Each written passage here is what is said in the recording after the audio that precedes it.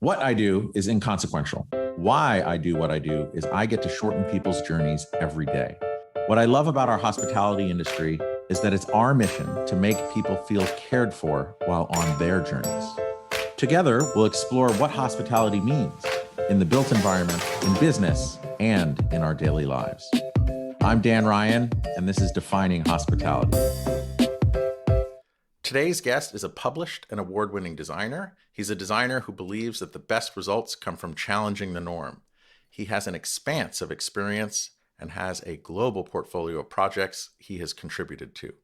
And with over 20 years in the industry, he knows what makes and breaks a project. He's the Chief Brand and Design Officer at Design Environments. Ladies and gentlemen, Ben Nicholas. Welcome, Ben. Hello, Dan. How's it going? It's going really well. You know, new year, more in 24. I got to come up with a lot more sayings. Did you mean that to rhyme intentionally? More in 24? Yeah. Yeah, I'm ripping it off from a friend of mine. I just heard it a lot, and I feel like that's the hashtag we should all live by this year. I like it.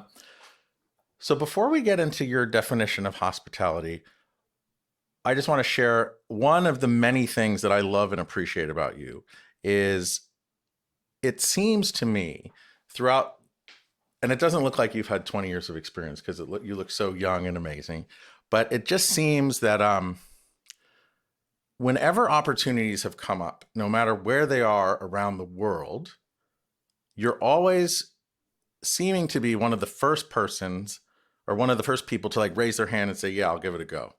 I just get the feeling that you're always open for a new experience and a new challenge. So I just want to share that with everyone first. And that's why I really wanted you to be on this so you could share your experience, because I think we all find that saying yes leads to a lot of really cool things. So thank you for showing me and inspiring me to say yes more often. So thank you. Oh my goodness. It also can be a little scary sometimes too, right? 100%. It's all growth, and you don't grow without getting uncomfortable. I'm a real believer in that. I agree. So before we get into all of that and your varied experience and your journey, what does hospitality mean to you, and why have you stuck with this for 20 years, more than 20 years? Well, I think hospitality, you have to take a step back first and look at people, right? Because that's what hospitality is for. And I think ultimately people want to connect. They want to feel part of a space. They want to feel like they belong. And the experiences created are those hospitality experiences. And I don't think hospitality is limited to a hotel, right? I think hospitality is something that transcends, physical spaces, but also can happen in a variety of experiences. So it could be the new restaurant or the hole in the wall bar. Hospitality can also come at that airport kiosk when all flights are canceled because there's been a big storm. But either way, it's always effortless and it's genuine, and people feel seen, heard, and part of something. And I love the effortless part, because as effortless as it is for that connection to happen, it's incredible how much effort goes into the built environment to make sure that it can be an effortless exchange when you're snowed in. And I feel like one of the reasons why this, as far as hospitality design as a podcast, has gotten such popularity is because people never really think, like the layperson, not you and I and the people that we all know, people don't really think about all the work that goes into hospitality design. So how did you first find your way, and when did hospitality design first get its hooks into you? It actually was in college. And my first internship was at Iowa State, not University of Iowa. I'm sorry, I always confuse the two. I am a Hawkeye fan, but I am an Iowa State alum. It started in college. We had a project, that was based in Italy, and I would actually, a few years down the road in college, would actually study in Italy. But that's what opened the door and that intriguing. It was a guest room in Venice. And that led to kind of knocking on the door and then in an internship trying to test the waters of hospitality with the Gettys group companies. And that ended up working out. And it ended up to a 20-year career with them before kind of a next chapter. And I think hospitality never got old. right when I started my career, I thought like, okay, I'll do this for 3 or 4 years and then see what's next. Right? Maybe I do healthcare, or maybe I do corporate, or maybe I do residential. And hospitality never became redundant. There was always a new challenge, a new manufacturer fabrication technique, a new trend, technology. So I never got bored. I'm still not bored because I love change. And I think hospitality is always changing. And when okay, so I love that, a guest room in Venice. It sounds like an Agatha Christie novel or a Thomas Mann. What did he write? Death in Venice or something like that. But it's like it's a good tee up. It's very mysterious and intriguing. A guest room in Venice. Ben Nicholas. Oh my God. If you would have seen the model that we had to build by hand and cut out with the X-Acto knives and paint, I don't know if you would have been as impressed. Oh my goodness, he's holding up an X-Acto knife. Why do you have an X-Acto knife in your home office? Oh, because I started this photography course, and I'm supposed to like, it's like a free online photography course through Discord. I'm like getting in with the young people. It's pretty cool, and there's this journal, and I have to take photos and cut it out and then scan them, kind of analog. So it's kind of Okay. fun. So I have a little cutout thing Oh, next to a little pad, a little ruler, there you and a little go. X-Acto knife. It's pretty Do you have cool. the do you have the cork back on the roller so it doesn't slide and there's no accidents? Oh Oh, yes. good, good, good, No, good. no bloody fingers here. Safety first. Um, but yeah, okay. So the guest room in Venice, then you have this experience and an opportunity to work with Gettys. But then when I look back on the 20 years, I think I saw you in Hong Kong. I saw you in Southern California. I saw you in Chicago. I saw you everywhere. And it just seemed, were you in the Philippines too? I mean, I feel like Phil, you went, Miami, oh, and Miami. Oh my Miami, God. Where and the else? Philippines. Miami and the Philippines also. So, and again, not many people are that open to adventure and new experience. So, what drove you to always say yes and have these new experiences? I don't think it was intentionally planned, right? I mean, I kind of, look back and I've had all these amazing experiences and have lived in different places. And that was never the plan after college when I moved to Chicago. Um, but that's where my life and my journey went. And as opportunities presented themselves, they seemed to make sense at that time. And then, yes, let's do it. Um, and I think that idea of being open to it, it worked with my life at that time. Mm. And, I think there was a year there when I was living in Southern California that I was doing halftime Hong Kong, like month on, month off. Like, basically you had two different lives and you were jet lagged for a year, but it was amazing. I look back at that time, I'm thinking there's no way I could do that today. But at that time, I was naive enough or excited enough or, you know, boom, yeah, let's do it. Why not? And it was an amazing experience. But I think being a little naive always makes it easier to take those leaps of faith.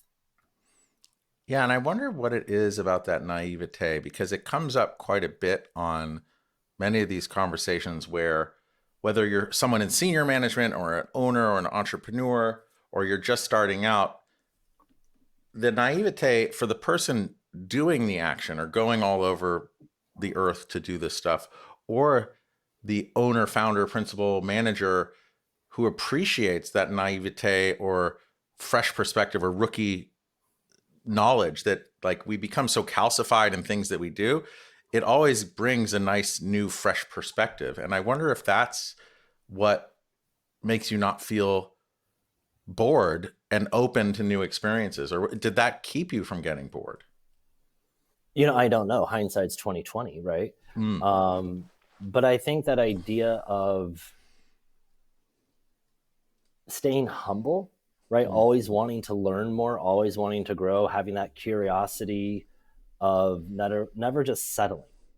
Um, one of my mentors, Ari, always said, hospitality is the, old wise person business because it's always changing, right? I think the minute you become too comfortable or think you know it all, or you there's no room to grow, I think that's probably when it's game over. Mm. I think that's probably when it's time to take a step aside and let someone else do it. That's a really interesting concept of always being open, excited for the challenge, but then also knowing when it's time to try something new. So like you mentioned Ari, a mentor, but as you think about the people that you've impacted in a positive way, um, sometimes you can sense when someone might be at their cul-de-sac, if you will, and they might have lost interest. But there are ways to redirect. So with you as a manager and leader of people, um, and you don't have to be specific about the person, but have there ever been any instances where you've taken that like zest for life and always trying to find the new and exciting thing, but recognize in someone else that, okay, they might be in that cul-de-sac. Let's see what I could do to help as a mentor, leader, manager, whatever you want to call yourself, or coach, um, charge them up and redirect them, or maybe open up a new door. Like how do you take that? How often does that come up? And like, give us an example of like when that's happened. Yeah, anyone who's worked with me, they'll know I say this. I like the term tour guide. I don't like the word boss. I'm kind of a tour guide. I'm here to show you some things. Hopefully you'll learn some things along the way.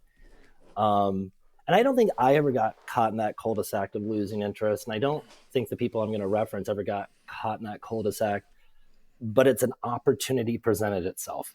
Something came that wasn't something they were necessarily looking for, but something came to them. And I'll use someone we both know, Allie Bacon, Oh, uh, is hashtag Allie. hashtag Allie Bacon. If you're listening, she's amazing. Mm-hmm. I love her personally. I love her professionally. I have so much respect for her, and she had an amazing opportunity come her way. And you know, I told her selfishly, I want you to stay. Right? I love working with you. I think you're so talented, but I also want you to be happy. And this sounds like an amazing opportunity. So go for it. And, what can I do to help you, in the future, reach out whenever. And I think when you have connections with people like that, those are true and stand the test of time. I mean, last spring or when was California getting like the worst rain that's gotten in years? And it was Oh like yeah, I think it was hail, almost a blizzard. year ago. Yeah, it was like end of Yeah. days. So I was there for a long weekend, and I got to meet up with Allie on Saturday, and actually cleared up a little day that day, and we got to spend the entire day together. And I got to hear about what she's doing and traveling the world and all of these amazing things she's doing. And I just was so happy for her, right? But Mm. I also really appreciated that time we got together again, because I think that's one thing, we all say don't take time for granted, but we Mm. do, right? And things change, when you're working with someone day in, day out and traveling, and then their life goes a different way.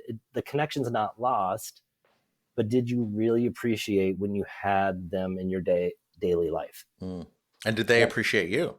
I don't know. I hope She so. she must have if she met up with the clouds parted and she came down from the sky and she she spent came. time with you. So she She must look came. at you as a wonderful tour guide. She came down from the Palisades and showed me around, and it was an amazing day. I mean, we literally just spent the day like laughing and reminiscing, but also talking about like what we were both doing. And I mean, her. If you don't know her, hopefully you get someday to meet her. But she's just an amazing person. I second that motion. Um, so let's you've had this experience working all over the world, and now you're on to a new opportunity with design environments, and having been up to your office, having seen, and you're like a real doer as well. Like I remember seeing you right after you opened up your office there, and you literally put everything together and walked everything up the stairs. And I was just like awestruck at your, and you still look so fresh and like energized and ready to take on the day. But what's what's exciting you most about this new journey that you're on? I think one of the exciting things about this new opportunity was really creating something Mm. from the beginning. How do you bring three historical brands into one new brand, create that brand story, brand identity, message, culture, 6 different locations across the country. Like all of these things felt like everything I had been doing to date had led me to be prepared for this. I still have learned a lot in the last year and a half. But it also was, again, I wasn't in that cul-de-sac that had lost interest. I was perfectly happy, Yeah. right? I wasn't even looking. I think when the first call came and chatted, I'm like, yeah, I don't know, maybe kind of, I don't know. We had a second call, and they're like, well, can you send us your resume? And I just said, like, I don't have one, right? I'll have to put that together.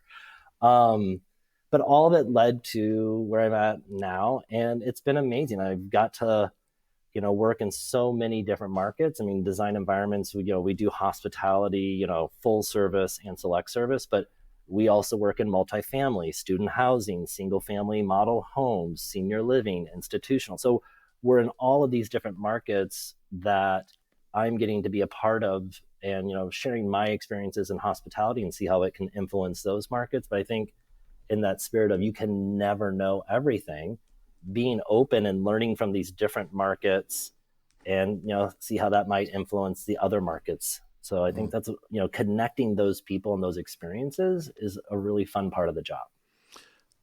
And with all the varied offices and disciplines, from multifamily to select service to office to all the things that you just named, um,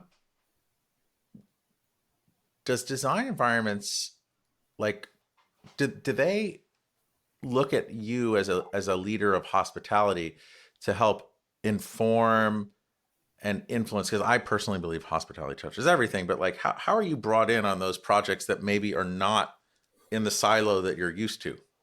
How do you bring, going back to that idea of like fresh perspective, rookie smarts, or just a fresh perspective, I guess, is the best way. I guess the way I've looked at working at sort of the different markets, like I'm really lucky because we have really great directors and leaders in all these different markets that run those studios, right? Mm. And the way I look at it is, how can I help? So some markets, it may be a project and it might be talking about design. Other markets, it may be more about process and strategy. A different market may be about sourcing and how do we get through this kind of challenge of a schedule. So I just kind of look at, like, based on everything I know and have experienced, like, how can I help them?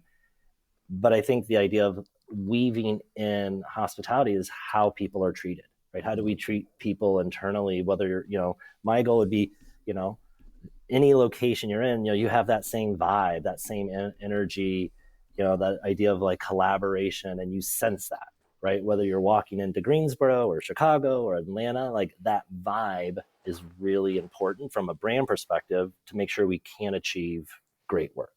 Mm. Yeah.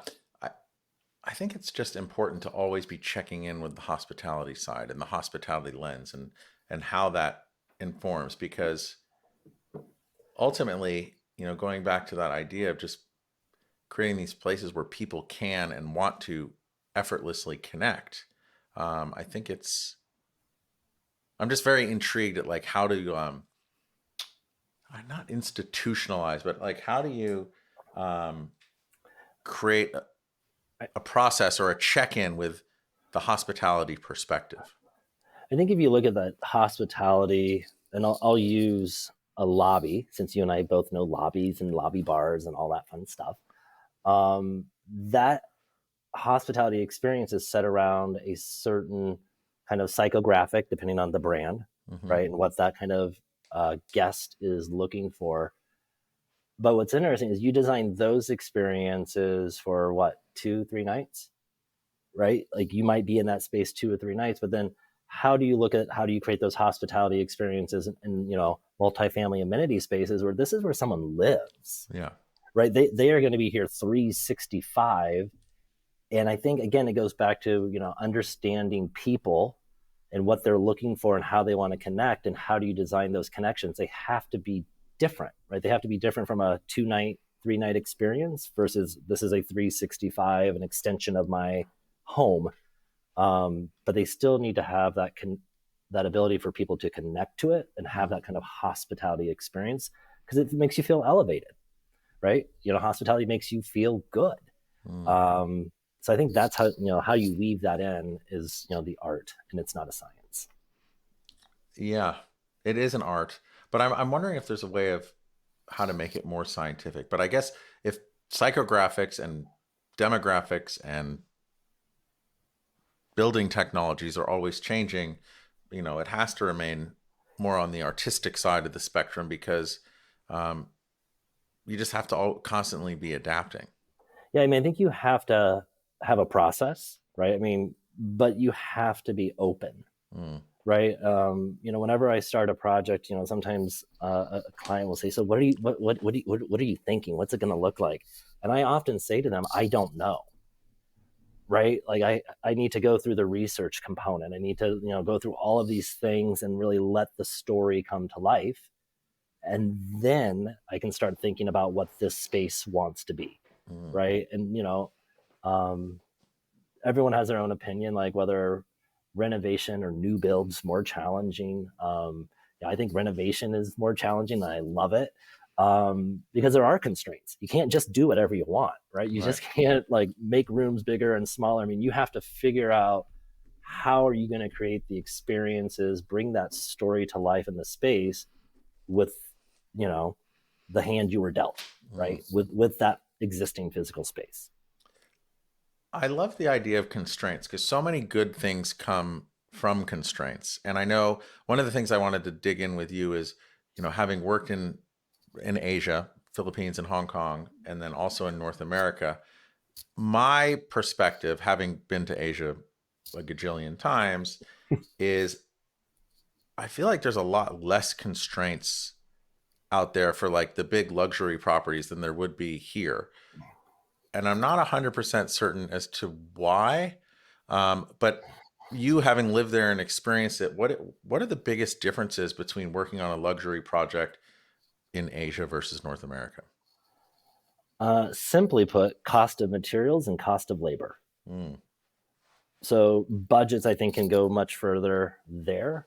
Um, but also, depending on how close you look at some of the detailing, some of the quality may not be as strong as it is domestically. hmm Um, but I think when you're in those markets, the budget is able to stretch much further. So you're able to, really push that envelope much larger.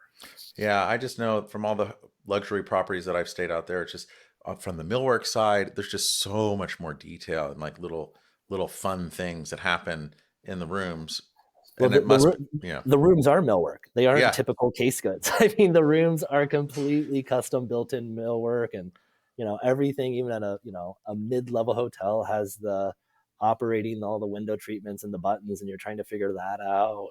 In the middle of the night, jet lagged. I mean, it's all at a much higher level.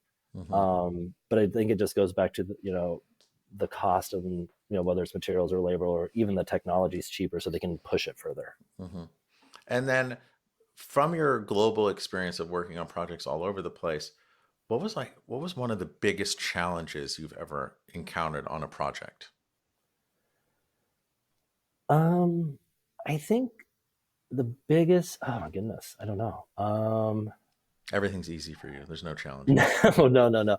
I'm thinking of when I started working initially with our Hong Kong team, and I definitely had a really big learning curve that I had to like learn quickly is how that market works, Mm, right? From the idea of concept domestically and what you need to achieve in 4 weeks versus, concept internationally, 28 fully rendered, renderings of the hotel. Like you've designed it, right? We got to do it in 4 weeks. Or even just the approval process of, thinking everything's approved and, the chair person nodding and smiling and saying yes and yes, and you thought it all went well, and then the next day you get a call and like, yeah, they weren't really looking for that exactly. They were hoping we could do something more, mm, right? So I think learning all of that had to happen really quickly, um, to really be able to perform in those markets. And also, how do you keep teams motivated, mm. so they can, deliver great design. Because if, people don't feel appreciated, right, and they're not motivated, I think that comes through in work. Yeah. I, I, I think culturally the communication part is really interesting because even if you're speaking the same language, and like my Mandarin is terrible and my Vietnamese is terrible, but most everyone speaks English, but it's also about the how to say things without really saying them and like getting a result without sometimes being 100% direct, but also trying to ask all these questions around the direction you want to go to make sure that everyone understands because some people don't want to be direct. No, and you've known me for quite some time, so I am direct. Yes. So culturally, that was also something like, how do you, you know, lead people to the solution versus letting them know what you think the solution might be. Mm. Um, Yeah. It. And then if you from your time in Asia, did you have a favorite project when you were out there? um, No matter how big or small. I don't know. Like when I like look back on that time in Asia, like it really the memories that pop to the top are the people I got to work with, or Mm. the people I was traveling with, or the parts of the world that I got to see that I never thought I would see, right? Or was never the plan to see it. So for me, like it, the memories aren't the projects per se, but the memories are the people and those memories we created doing those projects, whether it's like the late nights in the office or, the ordering whatever takeout at midnight because, something had to change. And at the moment, it was, hard. And then you look back and you laugh and you smile like, oh my gosh, that was so great. Like, do you remember that time? So I feel like that's what I've taken as far as that time there, not necessarily the physical projects, because things change so quickly over there, as you know. Like Yeah. they build the hotel, and 4 years later, boom, it's renovated, or it's just, or you're only hired through design, and someone else is going to do the documents, and someone else is doing the FF&E, and maybe the installation didn't really show what the design was intended because so many things, other hands touched it, and it evolved. Um, so I don't know if I had a favorite project. Well, you're being very consistent because through all the conversations that we've had leading up to this and just having known you forever, um, it's really about the people and the connection and the people between, which is what your definition of hospitality is.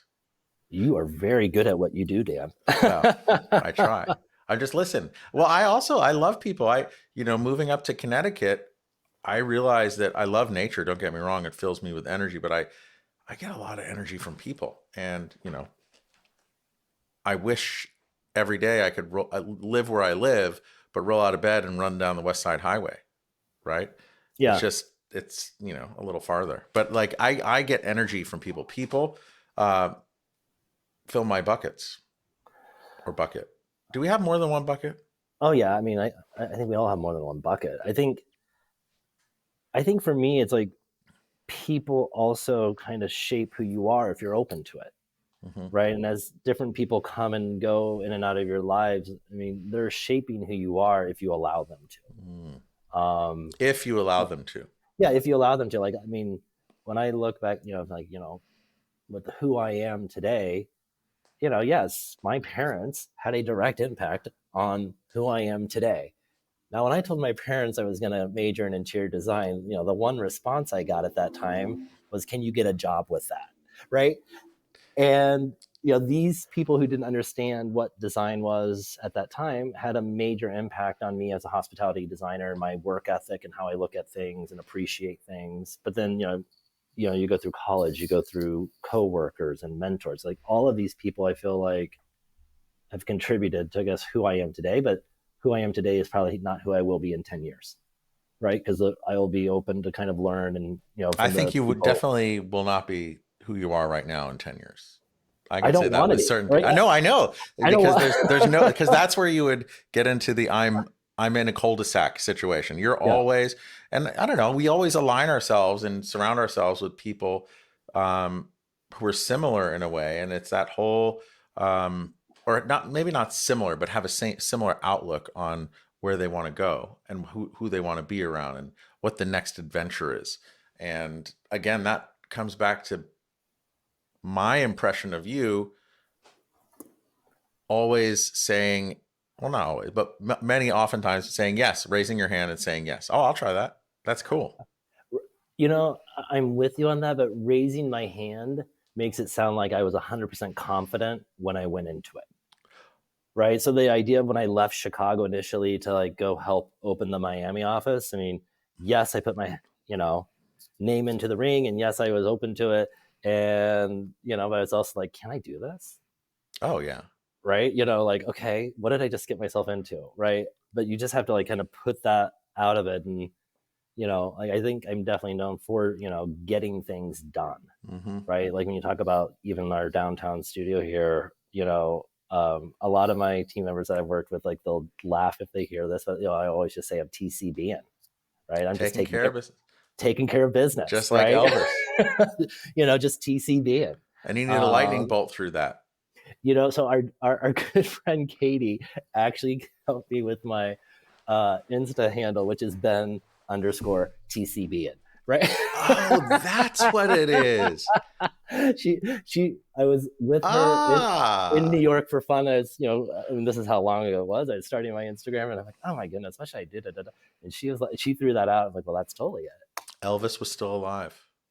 Yeah, there you go. Elvis is still alive. Um, So on a side note, this whole Elvis thing, you know, people have. I find that like I have this weird theory in life that, and this worked more in the '90s or early 2000s. I'd say, you know, 5% of the population thinks that Elvis is still alive, right? And that 5% was the crazy people, right, yeah, on either side of the spectrum.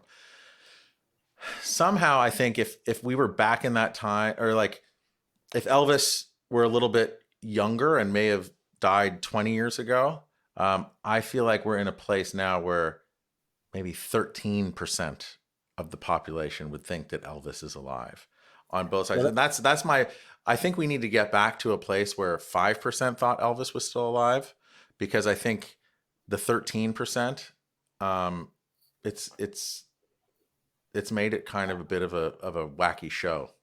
okay. So have you ever seen the Netflix documentary Social Dilemma? No, oh yeah, is that the social media one? Yeah. Yeah. So to your percent, 5%, 13%, you know, it gets into algorithms are telling you what you think you want to hear when you're doing your Google search. So, you know, if your algorithm says, "Oh, Dan thinks he's alive," that's what, you know, that's what Google's going to tell you. So I think you have to be careful about where you're getting your news and where you do your research. Well, I would also say that even without searching, I think the phone is listening. Oh, totally. And now we Totally. all put all those like Amazon Alexas and Google Homes and all these things, and I think they're just always listening. But anyway, we do it voluntarily, and now we're getting fed a whole bunch of hoopla, let's just say. Um, okay, shifting gears to the future. Mm-hmm. Let's go back to that hashtag more in 24. More And than you don't have 24. to be you don't have to be limited to 2024, but I'm going to ask you an open-ended question about your state in the world and your view of the world and our world shared together. Like, what's exciting you most about 24 or the future? What's exciting you most about the future? I think the most exciting thing about the future is just the idea of opportunity and possibility, right? Especially as, you know, we kind of established, you know, our full service design team, you know, last April, and that idea of, you know, building it and getting it known and kind of taking it to the market, and all of that kind of opportunity and possibility is super exciting. I also, because of my different experiences that I have, I also know it's going to be a lot of work. But I also find that super exciting. So I think the idea of possibility and opportunity, I think, is the exciting part. And thanks to Katy Daly, you're TCBN. she's gonna die when she hears this. Yes, just taking care of business over here, just doing it In a flash. Awesome. And then let's go back to Iowa State Hmm. When you started at Iowa State, did you know you wanted to get into interior design, or like what was your decision or thought process to give that a whirl? Um, so I was supposed to be a doctor or something like that. I mean, I did all the advanced physics and bio and calc 2, which was a nightmare, all for AP in high school, got all those credits and whatnot. And, really like my junior year in high school, one of the things I did, and gosh, I was looking back, was I a nerd? Maybe. I had a paper route, and I always loved the Sunday edition because they always had a feature house and a floor plan. And I just loved it. I mean, I literally inside my locker had just like different floor plans of like different houses I thought were cool, right? So okay, Just so like it's just everyone else on your yeah, on your row of yeah, lockers, right? just like everyone else. I was not a nerd. Shocking, I did not make homecoming court. Uh, but I think my junior year, something was coming about, and I was just thinking like, I think this could be something. Like, is this something I want to do? And like, you know, so looking into whether architecture and interior design and kind of researching all of that, came to the idea of I'm going to go to school and going to go into interior design, and because I wanted to kind of shape experiences even then, and how like at the initial point is like how homes flow, right? That circulation or whatnot. Like I never wanted to build the building, right? Like the weep holes and all of the masonry, like that was never my thing. I was always meant to be interiors. Mm. How big was your paper route? It was down Picardy Lane, 1 block. Sunday was, obviously at that time, you had your weekly, I guess, what would you call it? Your weekly route, which had certain individuals, and then you had, more participants, I guess, on a Sunday. That was like the big thick paper. Oh yeah, because everyone wants the funnies or the crossword puzzle on the weekends, Yeah, the ads, right? and And the then ads. and Yeah. of course, I wanted the home section. Um, what was patrons? I guess is that the word I'm looking for? Like, if you subscribe to a paper, like, are you A subscriber? a subscriber? There you go. Oh, we found it. But at Christmas time or around the holidays, they were your patrons because they'd leave you nice tips in the envelope in their mailbox or something. Yeah. Some of them, yes. I mean, those were the favorites, right? Yeah. Um, okay. So the paper route, and then like, I always love hearing about paper route stories. I don't know why. It's like a thing. This is the first one that's come up on this podcast, but how many houses did you deliver to? Did you have a bag? Were you on a bike? Were you driven? Did you have a good toss? Like, Um, what was a perfect um, delivery for you? Was it like on the doormat? Was it on the front lawn? Did you like walk me through it? so you can't believe what you see in the movie. So my route, like during the week, literally on the bike with the bag on the side, and it was either in the mailbox or in the door. And that was very tricky, Dan, to like how do you get the storm door open, place the paper in there, and get the storm door shut before the paper falls out or falls apart. Or the dog comes chasing you? Correct. So yeah, we weren't throwing. I mean Oh, that you that would weren't. no, that could have been a nightmare. Okay, and what Um, kind of bicycle did you have? Was it like a Mongoose or 10 speed? it was like a Huffy, A right? Huffy? Oh, with the Like banana seat? oh yeah, that's where it started. Yes, that's so Did, Stranger Things. See, Dan, like this is all skincare 3 step, right? Like this is a process. Oh my God, that's amazing. You're perfectly preserved. You just dated yourself with the banana seat. Um, oh, that's awesome. And then, um, so you're delivering all these. Do you recall what floor plan you saw really made it work for you, or was it like decision by volume? I think it was decision by volume. Like one doesn't necessarily stick out, but But it wasn't like what I really but want you to say is like they did a profile on Magnum PI's fake Maui or like studio Maui home, and it was that, or like the Golden Girls. no. I want there to be some like '80s house that. did it Oh for my you? god, the Golden Girls one eye. Um, I think what did it for me is like, I mean, I looking back and I laugh now, I guess, thinking about this. Um, I remember like some weeks being disappointed. Well, I didn't like that plan. Like Mm. I don't think that worked. Right. And I'm thinking like, I mean, I look back now, like, what, like, who were you then? Right. But I remember that being like some plans I'd be excited about, and then others I'd be kind of disappointed. Right. And then you're like, well, maybe next Sunday we'll have a better one. Mm. Did you ever Like, did you ever write letters to the editor? no, but I always remember. So I grew up in a single floor house. So like I always thought like the 2 floor house is like, wow, Big time.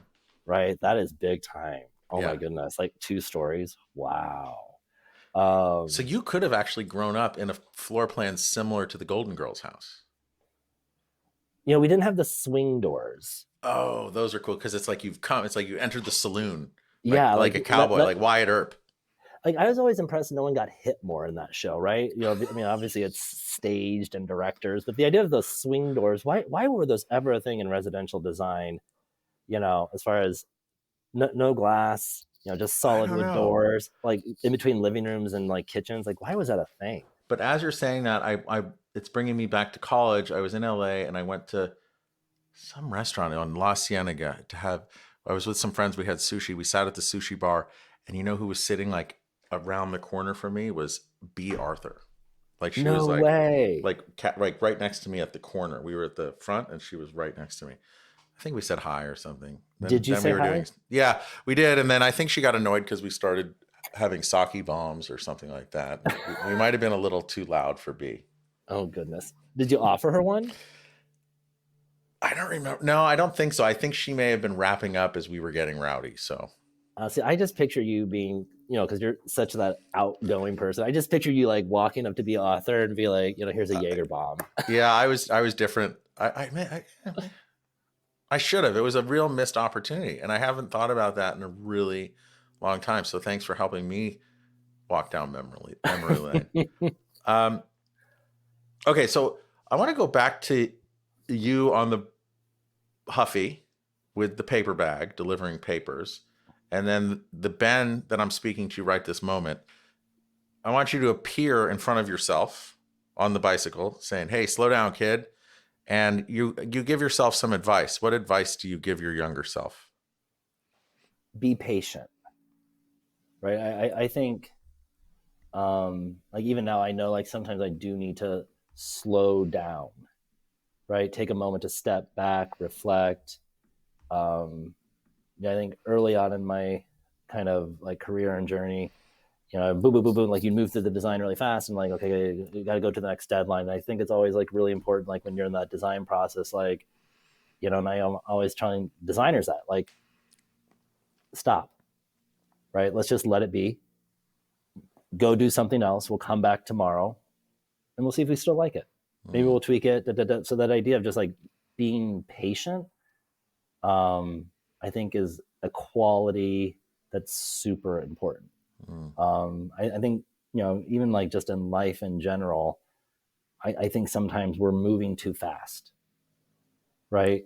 Like, do you really appreciate, the dinner that you're having with that friend? Or, are you already thinking about the next dinner or the next meeting or, like whatever that is? I feel the pandemic was really interesting. I'm not obviously wanting to go back to the pandemic, but it forced everyone to slow down, mm, right? I mean, too slow, but that idea of like it made you really like stop and think and reflect and all of these things and, come up with weird hobbies or whatever everyone did. photography. But photography. Um, but that idea of like, don't be in a rush, Yeah, be patient, like enjoy it, right? Like, totally. Well, as, aside from hashtag more in 24, is that a thing? Are you? I don't know. I heard it from a friend of mine. I'm ripping it off. Stolen. Consider it stolen. Um, but one of my goals this year is to be a lot more intentional. Oh, I like that. And it's and what does that mean? I think what it means is to just kind of like you were saying, slow down. And I was randomly just before break, someone was talking about I don't know what it's like a kind of therapy. It's called there's a cognitive behavior therapy, and then there's dialectical behavior therapy. And I don't know anything. I did a little YouTube search on it. Someone was talking about it. But what it is, and it works a lot for people who maybe have OCD or some other things where like they get stuck into something. Mm-hmm. But what resonated with me is one of the ways that it helps is it teaches you when you're about to do something or thinking about doing something, or um, whether I see that big sleeve of Oreo cookies that I'm about to just devour, it's engaging all five senses before you do that thing. So you could be sitting down for a meeting, you could be sitting down or about to eat some Oreo cookies, you could be whatever, you name it. But I think it's about engaging your sight, your sound, your hearing, your smell, your taste, your touch, um, your feel.